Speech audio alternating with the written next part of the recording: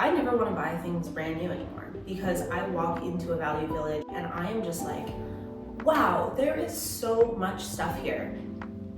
Why would anyone ever want to buy something new again? I want to teach you how not to waste your money and end up donating these things right back to the thrift so that you don't hate yourself as much as I have hated myself purging my closet and then thrifting it and filling it with stuff that isn't serving me at all. And then I'm going to show you some examples of what I've tried to manifest with what I've actually ended up finding. And I think it'll maybe help you, maybe not. Maybe I'm just speaking into the void again. So here we go. I'm Cheyenne, and today I want to be talking about how I thrift like a professional. When I say professional, I don't mean reseller. I just mean someone who has been chronically online for the last 10 years, consumes a lot of media, and has this haircut. So I think you should trust me. My biggest tip is that you have to go in with a vision of what you want. Sometimes, yes, it's fun to just peruse, but if you go in with a set idea of what you're looking for, chances are you're going to be less likely to just waste money buying something because it's a good deal or because you're tempted by it. And you're actually going to find things that you can wear for many years. And that's the goal, right? Like, you want something that you're gonna get a lot of use out of. I go on Pinterest and I'll just collect a bunch of images of things that I like. So whether that be color palettes that I like, things that I know look good on me. Once you start to create this database of images, your vision becomes a lot more clear as to what you're drawn to, what shapes you're drawn to, what colors you're drawn to. And it makes it a lot easier to go in and kind of tunnel vision yourself. So instead of looking at, like, if you're looking for a beige sweater or you're looking for a black long sleeve, you can kind of filter out all the rest of the stuff and not spend, 4 hours. That is fun, but it's not sustainable. So say you want a black long sleeve shirt. Okay, then it makes it a lot easier to go through the clothing and see, okay, these are the black long sleeve shirts, now I can try them on. Go in with a purpose. Keep it minimal and be really cutthroat about what you're trying to buy. You're gonna get really good at this really fast. There are times when I'll go in with a basket and then I have to cut that basket down. I end up maybe buying nothing from 20 things that I've collected. I end up buying maybe one thing, but that one thing I'm going to cherish, and it's high quality and it's going to have a useful place in my closet. Am I actually going to wear them? Am I cross-referencing it with what I actually need? And does it fit me? Try things on. Wear something that you can try clothes on over top of. At least in my city, I live in Toronto, all of the changing rooms got shut down after COVID and they never opened back up again. So my go-to thing to wear if I am going specifically for an item of clothing, I'm gonna wear like a gym one piece with the legs and little spaghetti straps so that I can slip a dress over it, I can slip pants over it, I can slip a sweater over it. Something non-invasive where you can still get the idea of what it is you're trying on. It's very rare that you will have something in your mind and go and find it.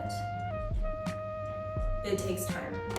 And that in itself is a privilege I absolutely understand. The reason why I've been successful in finding so many of these things is because I used to go often. My tattoo studio used to be a block away from the closest Value Village and it was on my walk home. So I was hitting that daily. Was this good for me? Actually, no. I think I was going a little bit too much. I think it pays to be really realistic about what you're gonna do. For me, I don't thrift a lot in the bottoms portion. I don't buy a lot of skirts. Skirts are easier because they're a little more lax on how they fit. So maybe actually I rescind that comment. Skirts and dresses I will thrift. Pants, they don't work for me because of my body type, and I know myself and I know that I am not going to get that tailored. I am not going to bring my sewing machine out. I might, but chances are very, very slim. Same goes for if something needs to be repaired. If it's a minimal repair, I will sew it.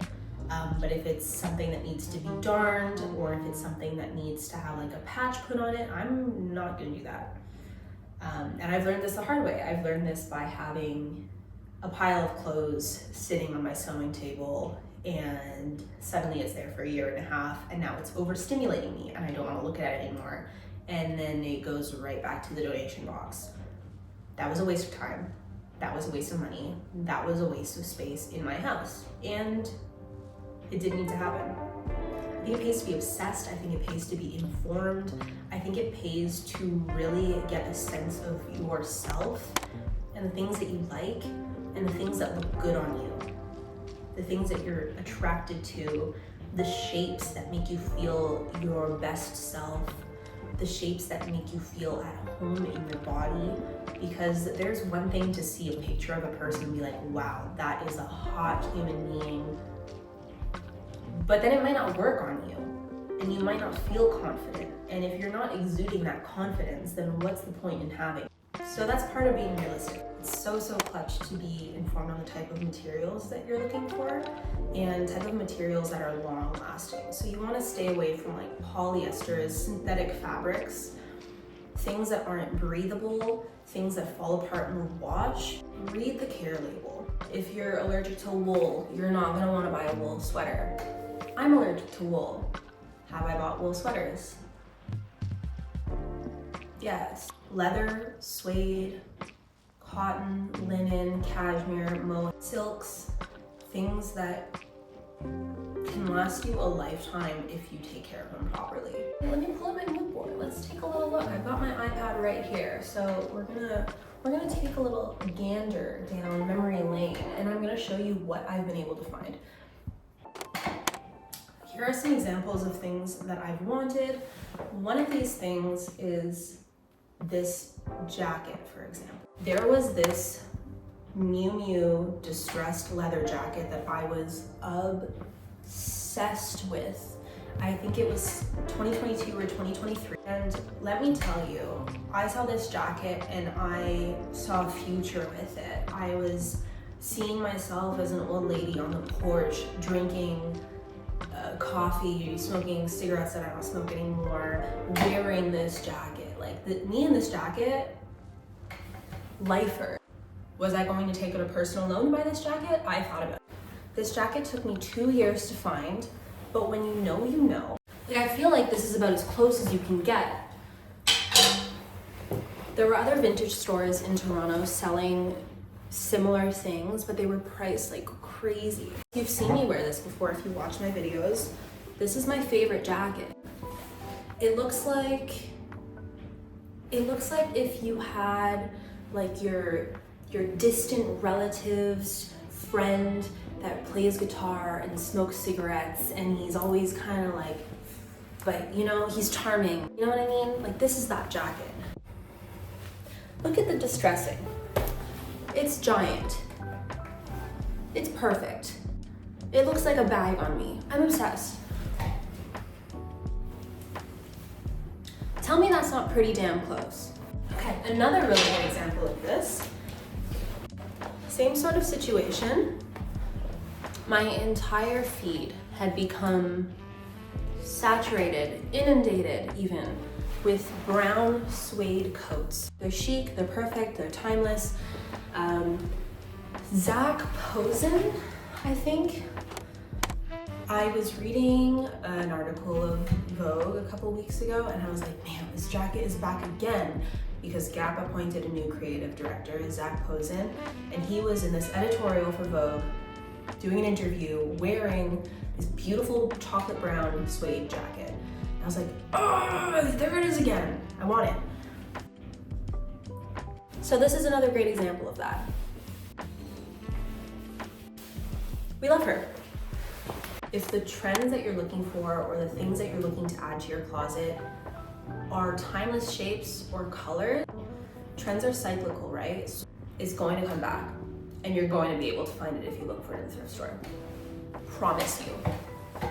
Another really timeless thing that I was looking for was just like a little satin black shoulder bag. Prada makes a lot of these.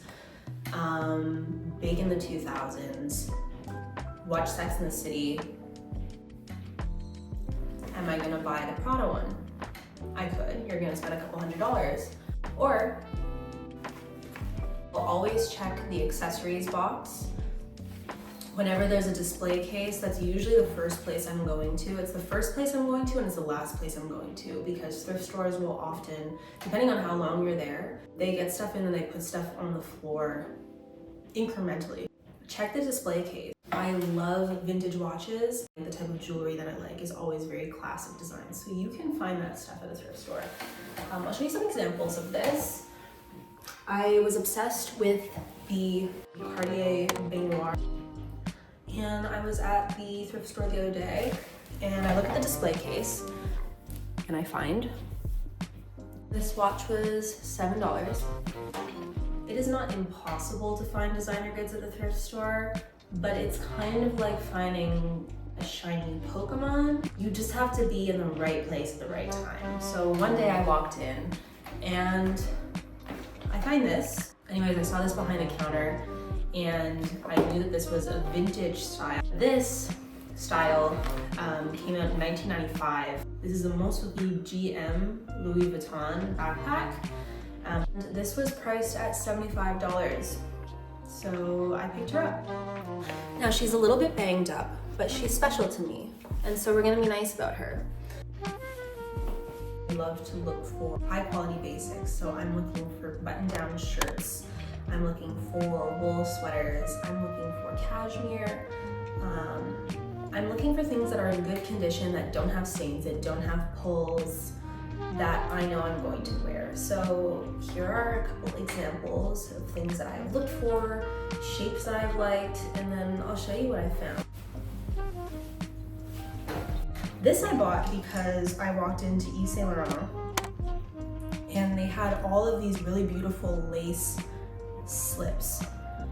And I bought this because I pictured myself removing the underneath of it and wearing this with like a short or a mini skirt or a bralette. It's a lace mini dress. It's perfect forever. I love button down shirts.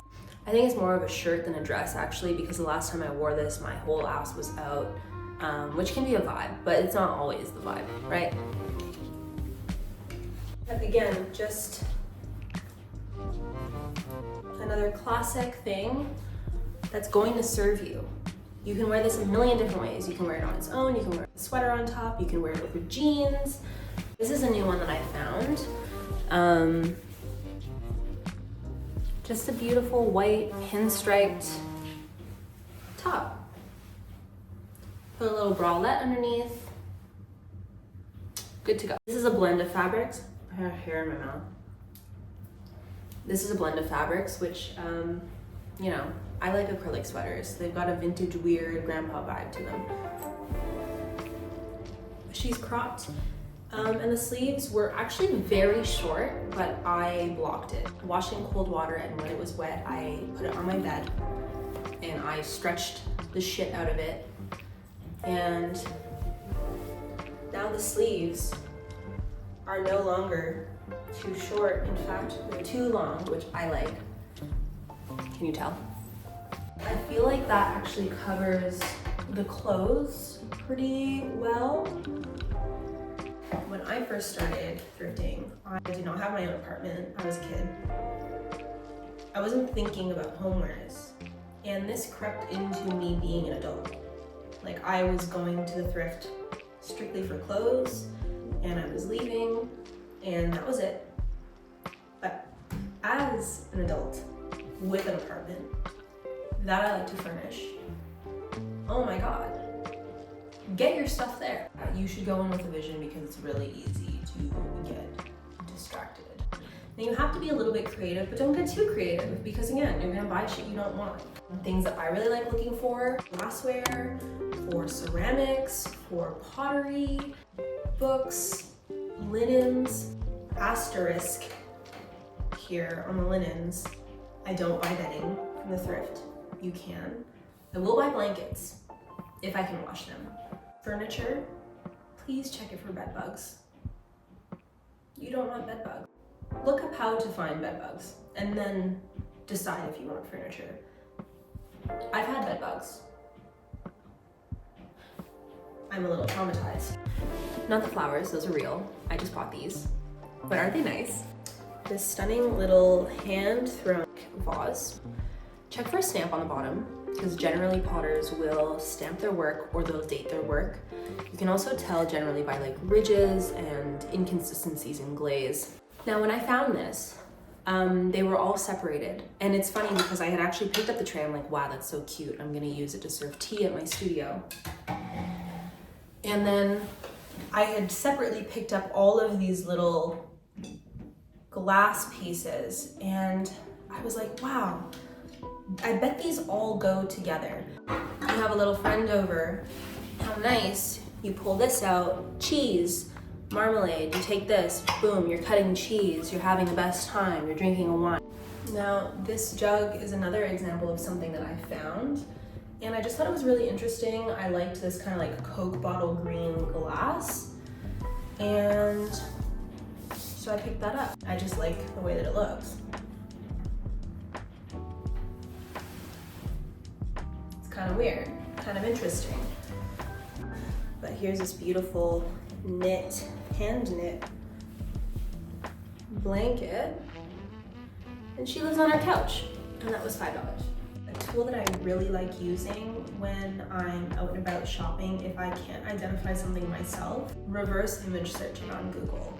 I have the Google app on my phone, and there's an option, if you don't know, where you can tap in the search a little icon, a photo of it, and you can add in like a little keyword. So say, you know, I'm looking for this type of watch, so I'll take a picture of the watch, and if it doesn't automatically come up and show me what I'm looking for, if there's a brand on it, you can type in a little assist with it. It can show me that item and I can see the value of it, I can see when it came out. It just helps you get a little bit more information on the things that you're buying. Maybe there's not a tag on a type of sweater, or maybe you can't tell by the feel of it what it's made out of. Maybe you can find the actual listing for the product. Maybe you can find a resale of the product. It just helps you be a little more informed. I think it pays to be obsessed. Like I'm obsessed with shopping, but because I know myself and I know that I'm obsessed with shopping, I need these tools in my life so that I don't go, you know, I'm not trying to go a little crazy, because I will.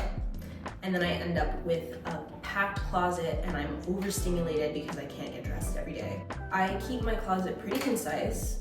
I like to be able to wear 80% of it regularly, unless it's like a coat or something. I need to be able to see it all. So I've got a dresser and I've got a rack of clothes, and then I cut myself off. Sometimes I get the urge to go shopping just for the hell of it.